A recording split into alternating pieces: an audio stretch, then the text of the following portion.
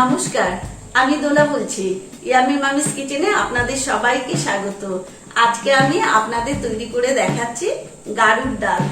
আমার বাপের বাড়িতে এই নিয়মটা ছিল, আশ্বিন মাসের সংক্রান্তির দিন এই ডালটা করতে হতো। আর এই ডালটা খেতে ভীষণ সুস্বাদু। গারু হচ্ছে শাপলা গাছের যে গোড়াটা, সেটাকে বাঙালরা বলে গারু। আর ওই ডালের মধ্যে কিন্তু এই জিনিসটা দেওয়া মাস্ট। চলুন তাহলে কি করে তৈরি করছি এই ডালটা দেখে নিই।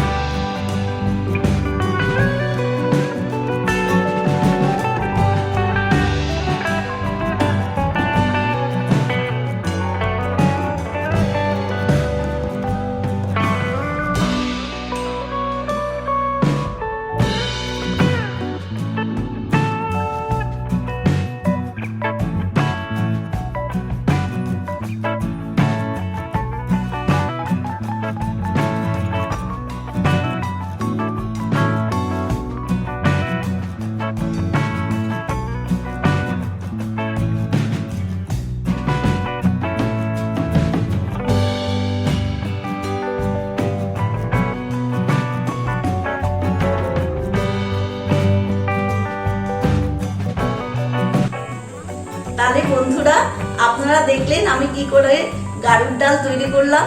এতে কিন্তু নানা রকমের সবজি দিতে হয়, যে যত বেশি সবজি দেবে তত এই ডালটা খেতে সুস্বাদু হয়।